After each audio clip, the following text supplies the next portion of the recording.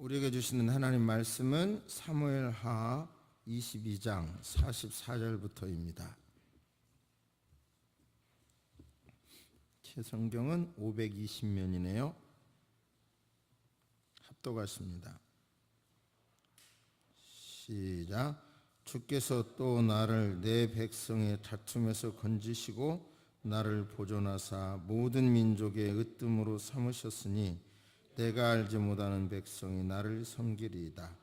이방인들이 내게 굴복하며 그들이 내 소문을 귀로 듣고 또 내게 순복하리로다. 이방인들이 쇠약하여 그들의 견고한 곳에서 떨며 나오리로다.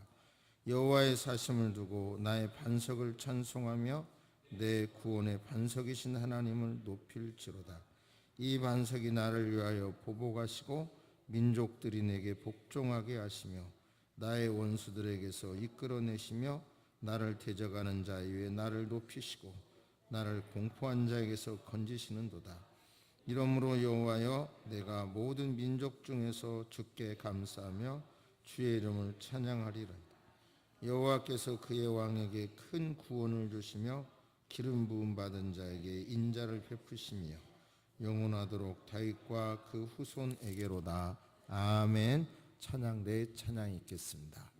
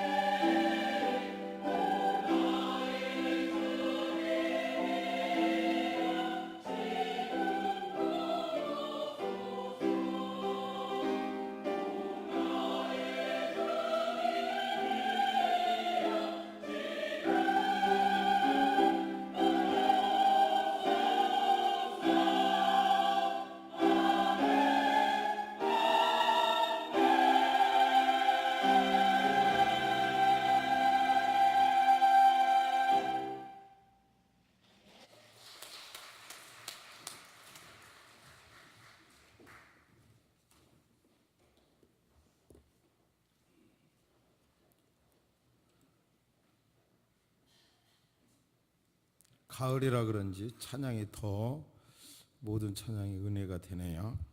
여러분도 같은 마음인 줄로 믿어봅니다. 하나님께서는 개혁, 끝없는 개혁을 원하십니다. 한번 생각하시고 아멘 해보세요.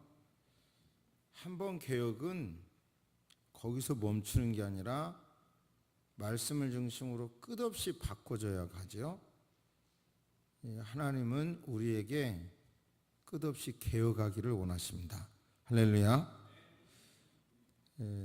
내일 모레가 10월 31일이 무슨 날인 줄 아십니까? 예?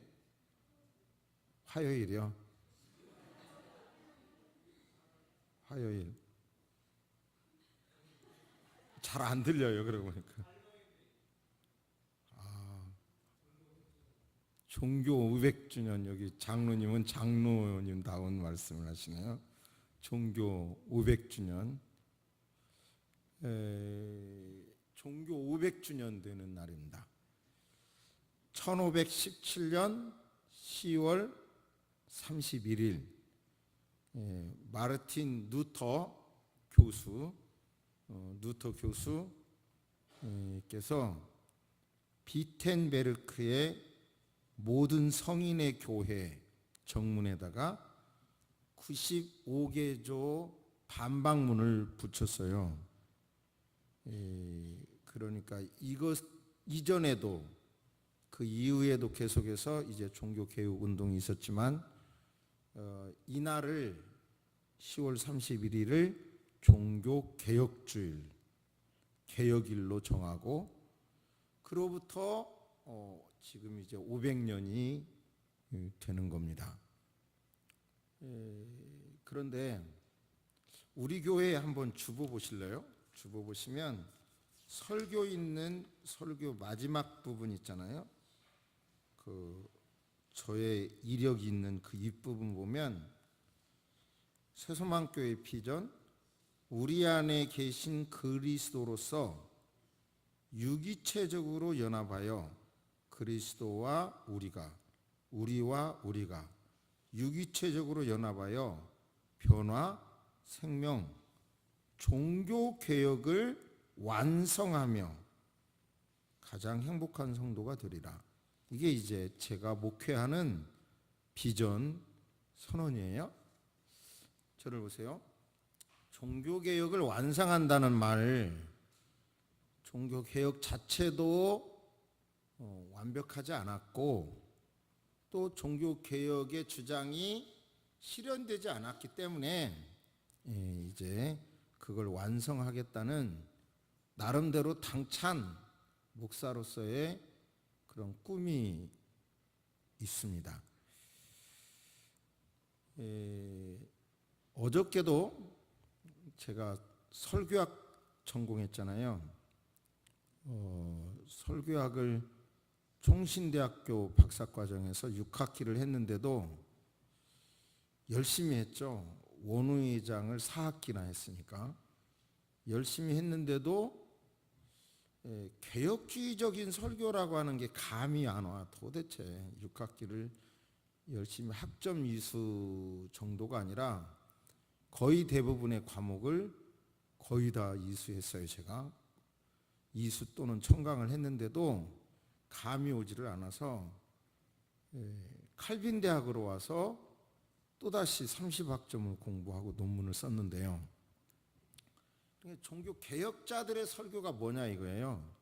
뭐든지 주장이 많을 때는 오리지널 폼이 뭔지를 찾아야 되잖아요. 그래서 그런 차관에서 개혁주의자들은 어떤 설교를 원했느냐 그걸 연구했고요. 근데 이제 종교개혁 500주년이 되니까 여러 발표가 많았는데 어저께 이제 설교학회에서 500주년 그 설교학회 논문 발표를 한다고 해서 가봤어요. 등등의 여러 세미나를 가보는데 종교개혁에 관해서 다녀올수록 마음이 굉장히 허전해요. 그 이유는 이제 예를 들어 저는 신학을 전공하고 법학을 전공했잖아요. 그러니까 관점이 둘이 있는 거예요. 관점이. 또 종교 개혁자들 대부분이 법학자예요. 둘의 눈으로 보니까 정말 죄송하지만 뭐 저는 대단한 학자가 아니니까 신학자들이 발표하는 종교개혁 500주년의 논문들이 죄송하지만 대부분 우물한 개구리 같은 이 좁은 시야로만 주장을 하고 있다는 것을 계속 느껴요. 참 안타깝다는 마음을 어저께도 또 느꼈는데요. 종교개혁이 로마 캐톨릭 교회가 타락하니까 그걸 주창했고 개신교가 태동됐다. 이 정도만 알면 굉장히 지엽적으로 하는 거예요. 예를 들어서 중세 시대는 세상 정치와 종교가 하나였어요. 구분되지 않는 하나라고 보면 돼요. 그때 종교개혁을 했고 그 종교개혁이 어떤 영향을 미쳤는가를 좀 정리해 보면 종교개혁을 통해서 신부만 하나님께 나아가는 자가 아니라 모두 다 하나님의 자녀가 되어 동등하게 하나님께 나아갈 수 있다. 소위 말하는 만인 제사장소를 주창했죠. 이것이 단순히 직제의 문제만이 아니라 많은 사람들에게 평등의식을 제공하게 됩니다. 그 당시 영주 있잖아요. 영주. 땅을 가진 영주. 그 아래 농사를 짓는 사람은 그 밑에서 소리도 내지 못하고 살았어요.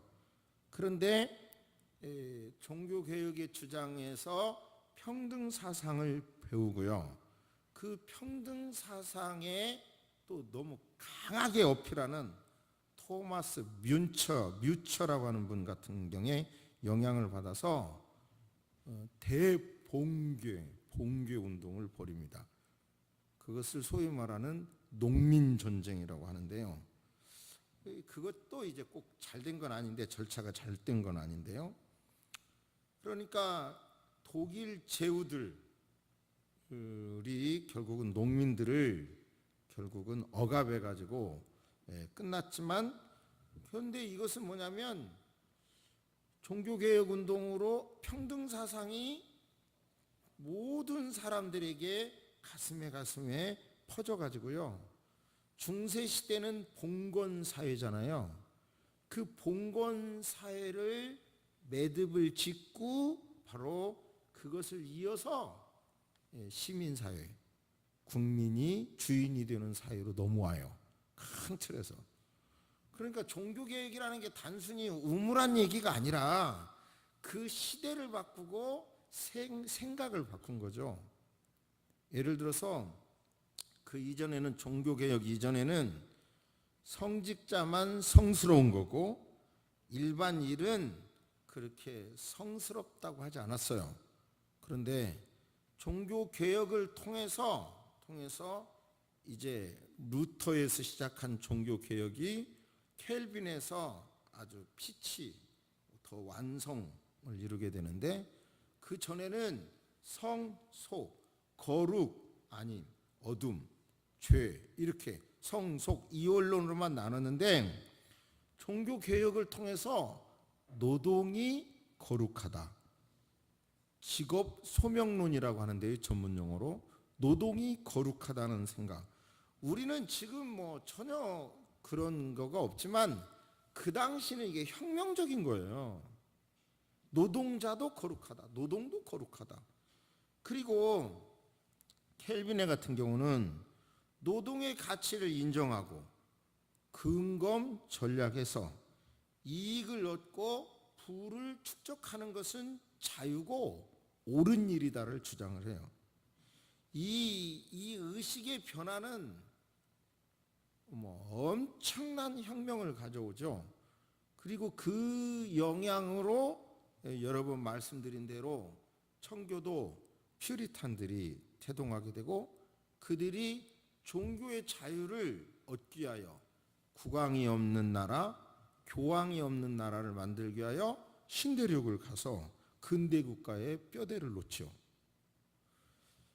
이 종교학자의 이야기만이 아니라 사회학자인 전 세계가 인정하는 막스 베버 같은 경우도 종교개혁의 역사가 유럽 근대 자본주의 사상의 기초가 됐다고 말하고, 프로테스탄티니즘 윤리와 자본주의 정신에서 기독교의 금욕주의는 그리고 지속적인 직업노동을 금욕을 위한 최고의 수단이자 신앙의 진실성을 보여주는 증표라고까지 평가를 해서, 어쨌든 이 종교개혁 사상은 이 세상에도 엄청난 국왕 이런 제도도 봉건사회도 폐지하게 되고요. 이런 엄청난 혁명을, 아주 좋은 혁명을 가져다 줬죠. 그러니까 유럽의 선진국 같은 경우는 이미 기독교 사상이 국가 법제도에 스며들어 가지고 성경에서 나오는 인간 존중이나 복지 사상이 아예 스며들어 있는 거죠. 스며들어 있는 거예요. 그만큼 종교개혁의 영향은 대단했는데, 참 죄송하지만 이제 저는 법적인 관점, 성경적인 관점을 놓고 이렇게 하는 일들을 보면 설교 방법은 어떻게 해야 되나, 이 종교개혁 500주년에 주로 이런 식의 얘기만 하고 있다, 이런 얘기. 좀 더 이 기독교의 힘으로, 이 신앙으로 이 세상을 어떻게 변화시킬 것인가. 여기서 또다시 개신교는요, 보수와 진보로 나눕니다. 이것을 다시 조금 더 구체적으로 말씀드리면, 개인 구원에만 초점을 맞출 것이냐, 단체 사회 구원에 초점을 맞출 것이냐, 이렇게 구분하게 돼요. 개인 구원, 사회 구원. 근데요, 사회 구원에 초점을 맞춘 사람들은 진보적인 신앙을 갖고 있고, 또다시 어려운 얘기를 할 수밖에 없네요. 텍스트와 컨텍스트, 성경과 사회 환경, 교회 환경. 보수주의는 성경에만 매여요. 답이 so what? 그래서 어쩌란 말이냐? 이게 약해. 진보주의는 사회 문제만 관심이 많아. 성경에 관심이 없어. 그러니까 또 이것은 그냥 사회 단체로 돼. 제가 볼 때는 3.1운동처럼요, 성경적인 신앙을 성경의 바탕 위에 사회 문제도 끌어안고 기도하고 비폭력적으로 끌어안는 것이 성경적인 신앙이라고 보거든요. 그것에 동의를 한다고 하면 우리가 살고 있는 이 시대의 엄청난 현안에 대해서도 성경적으로 그것을 녹아내고 풀어내야 되죠. 그런데 교인들의 일반도 왜 강대상에서 세상 얘기하냐, 이런 얘기도 있을 수 있고요. 그런데 이것도 거의 개신교회는 받아들여요. 설교란 한 손엔 성경 들고 한 손에는 신문을 들고 설교를 해야 된다, 이래요. 근데 보수주의에서는 그런 논리, 그런 구조를 가지면 무조건 배척을 해. 그러면서도 그 말을 또 해. 그러니까 참 어려운 구조인데요. 결국은 성경적인 신앙이라고 하는 게 종교개혁에서 오직 성경으로 돌아가자라고 하는 말이 100% 옳은 말인데, 사회 문제에 대하여 남을 나라 하는 게 성경으로 돌아가자, 이건 아니라는 말씀이에요. 오늘 이 본문 안에서 저는 이 본문 앞에, 종교개혁주일의 이 본문 앞에 참 어쩌면 이렇게 하나님은 딱 맞는 또 본문을 주실까, 희한한 일치를 보면서 또 한번 감사하게 됐습니다. 아무튼 종교개혁의 핵심이 여기에 있어요. 그리고 종교개혁을 해놓고 500년 지나면서 잘못 변질된 거, 원래의 의미가 퇴색된 거, 이루지 못한 것을 완성하는 키워드도 본문 안에 있어요. 이 본문 안에서 여러분 어떤 이 목사의 안타까운 마음 그리고 저의 설교를 경청하시는 여러분도 이 본문 안에서 하나님의 음성을 듣게 되시기를 주의 이름으로 축복합니다. 할렐루야. 이 본문은 설교가 목사가 사모님 영향을 받을 수밖에 없는데요. 사모님이 중간에 끊으니까 설교가 끊어지니까 하지마 막 이러더라고요. 그래서 지금 안 하고 있는 거예요. 좀 더 평가해 보려고. 오늘 말씀에 보면 좀 쉽게 번역을 합니다. 내 민족이 나를 반역할 때, 시제가 좀 불분명해요. 그래서 쉽게 번역을 하면 다윗 왕이 내 민족이 나를 반역할 때 나를 하나님께서 하나님의 손으로 건지셨고 알지도 못했던 민족들이 나를 섬기도록 하나님께서 나를 이방 민족의 영도자로 세워주셨습니다. 제가 숨어있던 곳에서 기어나와서 이방 민족 앞에 서니까 그 사람들이 정신 빠져가지고요, 넋이 빠져서 이방인인 내게 와서 굽실거리며 내가 원하는 무엇이든지 시키는 대로 다 했습니다. 자, 이게 다윗의 고백이에요. 내 민족이 나를 버릴 때 하나님이 구해주셨고 오히려 이방인의 영도자로 나를 세워주셨는데 그들이 정신 나간 사람처럼 내게 와서 내가 원하는 걸 다 해줬습니다. 내 지시를 다 따랐습니다. 다윗의 인생 전체를 놓고 보니까 목동에서 골리앗을 물리치고 사울에게 쫓겨다녀야 되고 그리고 그 많은 어려움 속에서도 원칙을 지키고 그리고 수많은 부족들과 계속 싸워야 되고 그리고 또 아들의 반란 때문에 도망가야 되고 이 수많은 어려움을 당하면서 그는 결국은 그 심지어 어려운 중에는 민족에게 배척받았을 때는 이방 민족이 자기를 섬겨주더라 이렇게 말을 하면서 그래서 이제 말씀을 다시 보십니다. 그래서 하나님의 그 놀라운 은혜로 하나님의 놀라운 축복을 내가 받았다. 그렇기 때문에 47절 같이 읽습니다. 시작. 여호와의 사심을 두고 나의 반석을 찬송하며 내 구원의 반석이신 하나님을 높일지로다. 아멘. 그러니까 여호와 하나님 만만세, 원문을 충분히 이렇게 번역할 수 있어요. 여호와 하나님 만세, 만만세, 당신은 나의 찬송을 받으세요.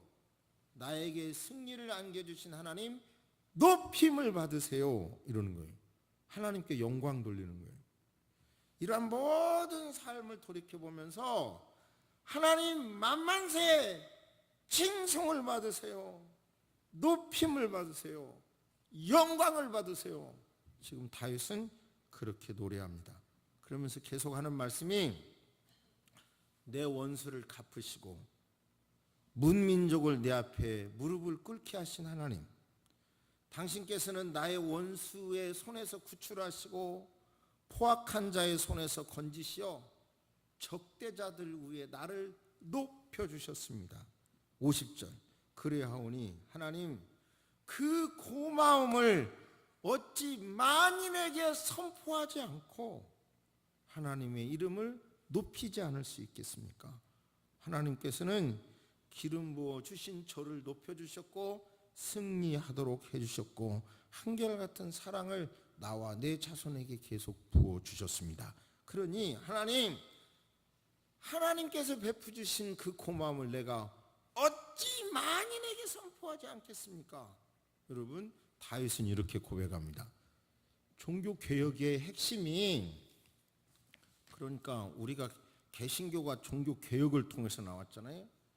그러니까 오직 성경으로, 오직 그리스도로, 오직 은혜, 오직 믿음, 오직 주께 영광, 5가지인데요. 그러니까 진리냐 아니냐의 문제는 최종 결정은 성경에게만 있다. 오직 그리스도, 인간 스스로는 구원할 수 없고 오직 그리스도만 구원을 얻을 수 있다. 오직 은혜, 하나님의 은혜로만 구원받을 수 있고 믿음을 갖는 것도 하나님의 은혜다. 오직 믿음, 하나님의 은혜는 오직 믿음으로 받는 것이지 다른 어떤 것도 없다. 오직 주께 영광, 구원의 시작도 하나님이시고 이끌어가는 것도 완성도 하나님이시니 하나님께 영광 돌린다. 여기서요, 다시 용두삼위 같은 걸 느껴야 돼요. 여러분, 아까 서론에서는 종교개혁이 봉건주의를 끝내고 시민사회를 만들게 되고 이러이러한 사회적인 영향을 많이 주었다고 그랬는데요, 결국은 종교개혁의 핵심은 바로 오직 성경으로 돌아가자, 이런 내용이잖아요. 그리고 그것을 한마디로 요약하니까, 제가 요약해보니까 하나님께 영광이고 하나님이 하셨습니다, 이거예요. 하나님이 하셨습니다. 하나님이 주인이십니다. 그래서 하나님께 영광 돌려야 합니다. 이게 종교개혁의 핵심이에요. 그런데 놀라운 일은 입만 열면 개혁주의 신앙, 개혁주의란 종교 개혁자들의 신앙이에요. 입만 열면 개혁주의라고 부르짖는 사람들이 처음에 볼 때는 되게 거룩해 보였어요. 그리고 되게 높아 보이고 실력 있어 보였어요. 그래서 가까이 가서 보니까 욕심이 해도 너무 큰 욕심이 목부터 항문까지 가득 찬, 똥으로 가득 찬 사람이 거룩한 목소리로 개혁주의 그 부르짖는 걸 제가 발견하는 거예요. 제가 실망이 되죠. 저는 다행히 새소망 교회라고 하는 교회가 있고, 또 제가 어떤 논문을 발표를 해도 여러분들이 저한테 무슨 정치적인 억압을 안 하시잖아요. 그러니까 제가 하고 싶은 대로 할 수 있어서 감사해요. 진짜 감사해요. 그런데 제가 볼 때는 대학교 교수 사회도요, 너무 기득권을 안 놓는 거예요. 제가 총신대학에 그렇게 요구했던 것은, 총장이나 이사장이나 교수들에게 요구한 거는, 예를 들어서 우리 교단 헌법을 이대로 가르치면 교회는 계속 분열만 난다. 그 지식은 국가사회에서 사용할 수 없는, 상식이 없는 지식이 많다. 그러니까 국가법과 연결해서 교단법을 가르쳐야 된다. 내 주장이었고, 그 주장은 총회에서도 받아들여서 대학교에 지시도 했는데도 교수들이 안 받네. 아니, 그러면서 예를 들어서 법도 전공하지 않는 사람이 지금도 교단법을 가르쳐요. 법도 전혀 가르치지도 않는 사람, 전공하지도 법학사도 없는 사람이 그 구조를 깨야 된다고 하는데 안 깨. 그래서 내가 그걸 교수들이 잘못했다 했더니, 와, 10년이 지나도 그거 안 잃어버리고요, 내가 하는 일마다 막아요. 자기들이 어려우면 또 나한테 도와달라고 합니다. 그러면 이 사회는 이 사회대로 그렇고, 그래서 여기다가는 투자를 해봐야 시간 투자해봐야 아깝다 하고 마음을 접었습니다마는, 확실한 것은 그때 제가, 여러분, 이런 구조, 교수 사회도 자기 기득권을 지키기 위하여, 이 사회도 지키기 위하여 이런 식으로 나가면 하나님이 버림받기 전에 우리 교단이나 한국 교회는 사람들에게 버림받을 것 같다는 예측을 제가 10여 년 전에 했고요. 그 현상은 지금 역력하게 나타나고 있어요. 종교개혁의 핵심이 뭐예요? 하나님께 영광, 하나님이 주인이다, 나의 생각을 내려놔야 된다고 하는데, 개혁주의 단어는 외고 뭔 말을 하면서도 내 욕심은, 죄송합니다, 이런 단어 써서 제가 흥분하고 있죠. 지금 항문에서부터 입까지 똥으로 가득 찬 사람들이 가득 차고, 그런 사람들이 거룩한 표정으로 하고 있어요. 법학대학 1학년짜리도 이건 잘못됐다고 판단할 수 있는 일을 제가 막 몇 달 동안 설득하고 다녀도 그 계약대로 하자고 손들고 하더라고요. 그렇게 팔아먹는다고 계약을, 총회 재산을 팔아먹는다고 하는 걸 보면서 또 한 번 실망을 했어요. 자, 이것이 기독교의 현실입니다. 여러분, 우리는요, 성경적인 신앙이라고 하는 게 뭐냐면, 쉽게 정리하면 나가서 투쟁하고 게릴라전은 그런 건 안 하더라도 이 민족의 아픔을 끌어안고 기도하는 신앙이어야 해요. 제발 아멘. 할렐루야.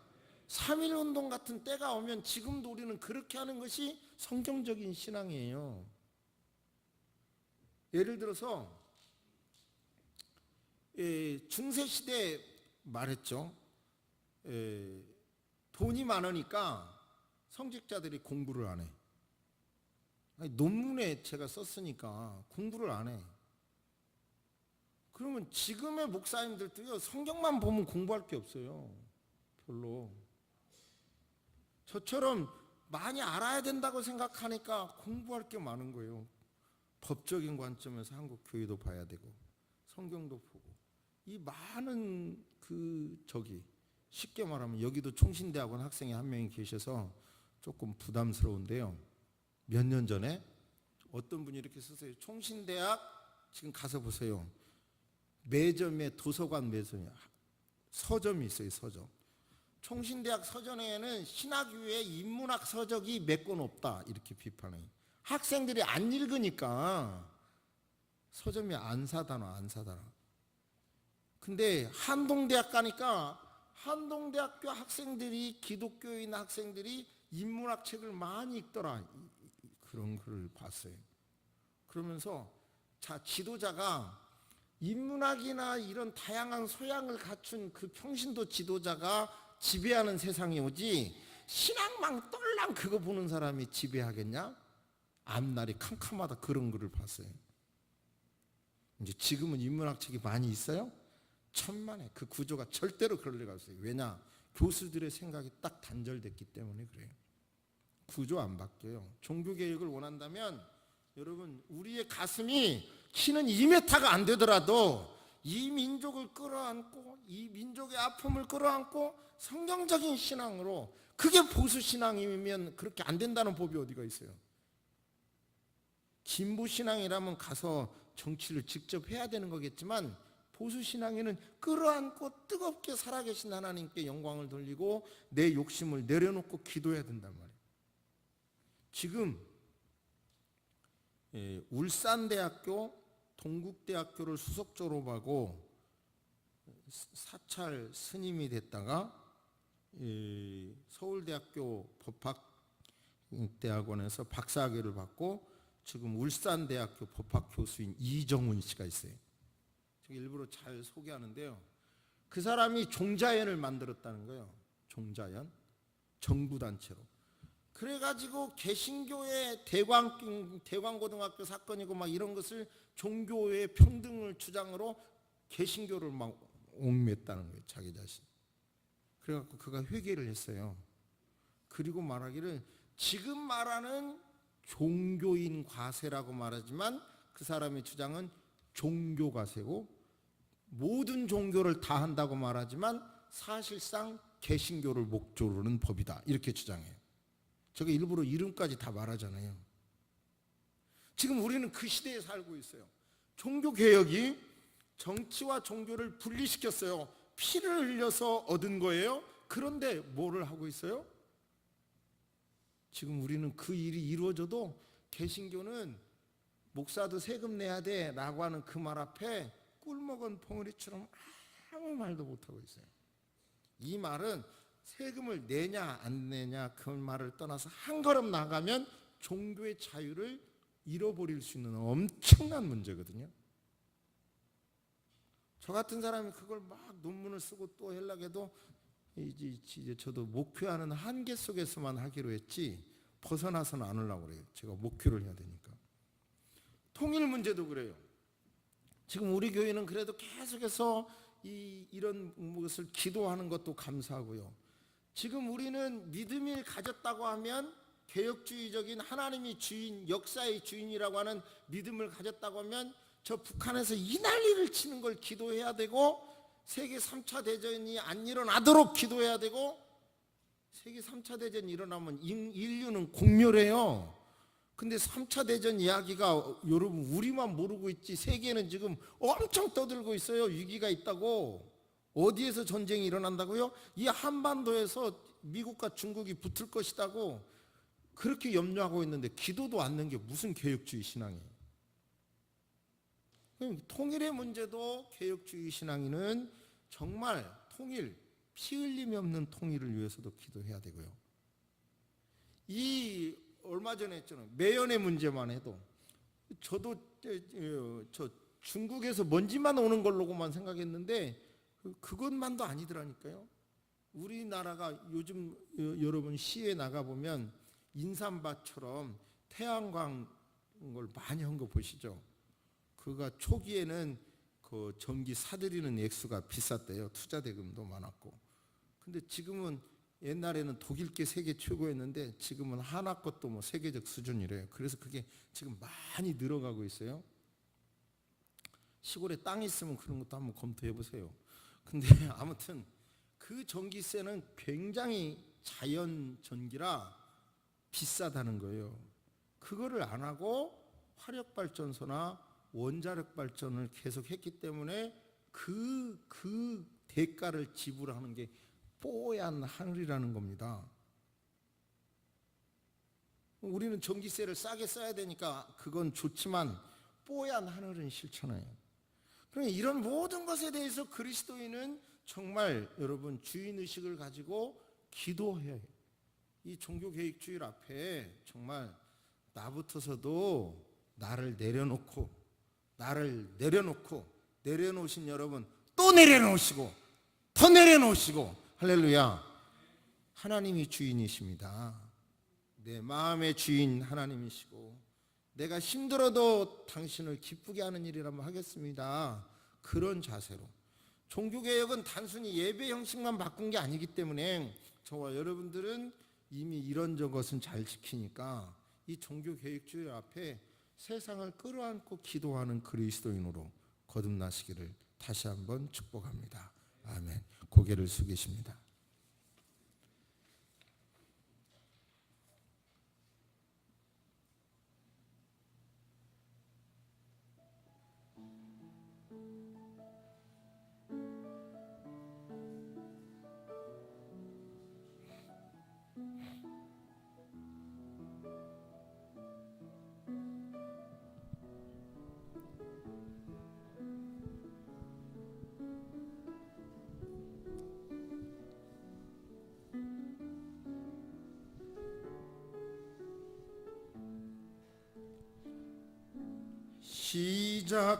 시작됐네.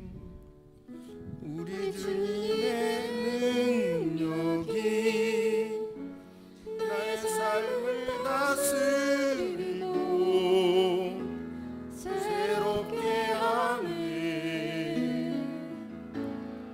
자유하네. 죄와 사망으로부터 나의 삶은 변하구나. 충만하네. 은혜로다. 주의 은혜 한량없는 주의 은혜. 은혜로다. 주의 은혜 변함없는 신실하신 주의 은혜. 시작됐네. 우리 주님의 능력이 나의 삶을 다스리고 새롭게 하네. 자유하네.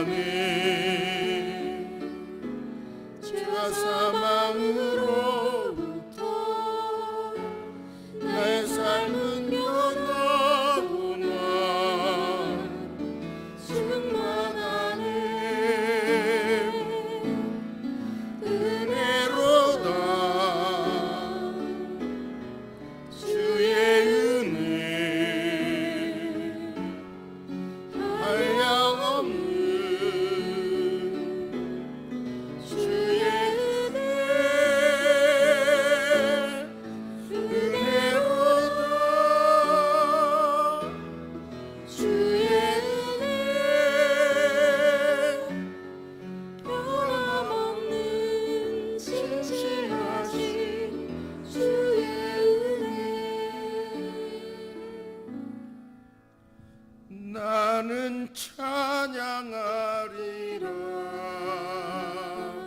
주님 그 이름 찬양.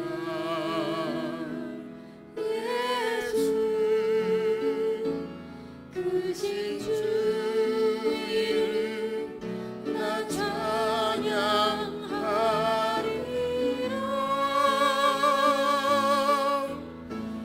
나는 영광 돌리리.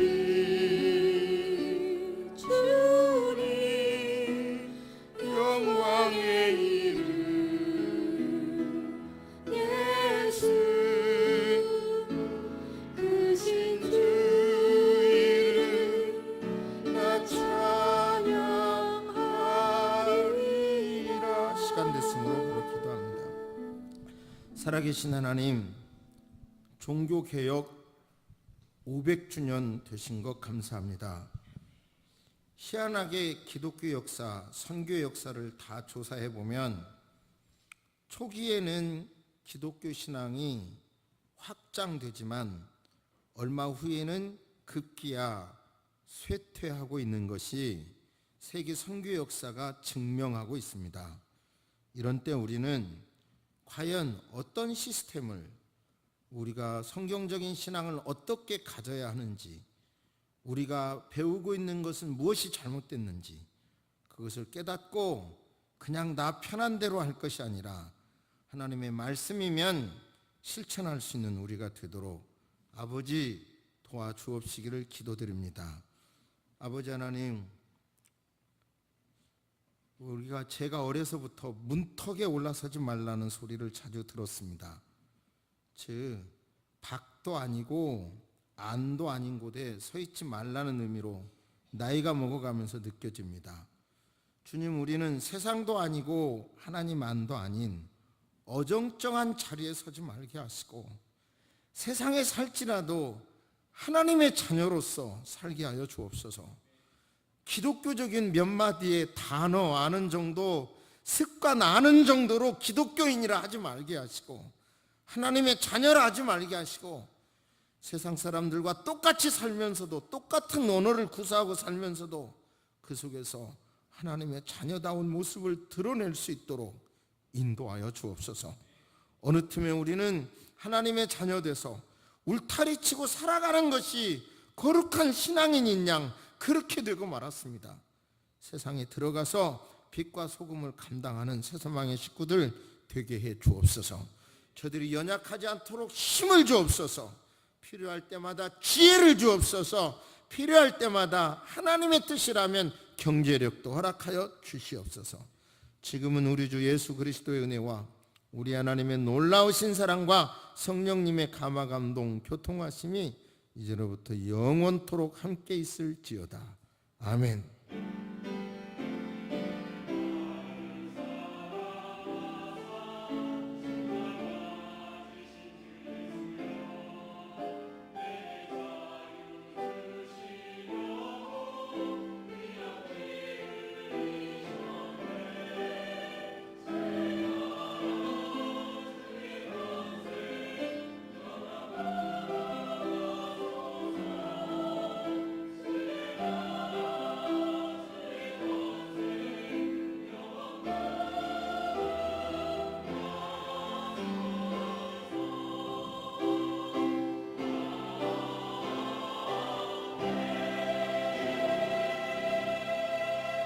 자리에 앉으십니다.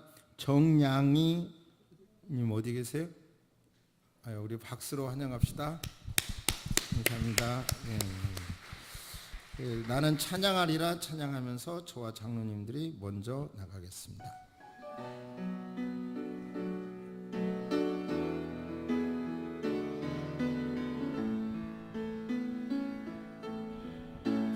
나는 찬양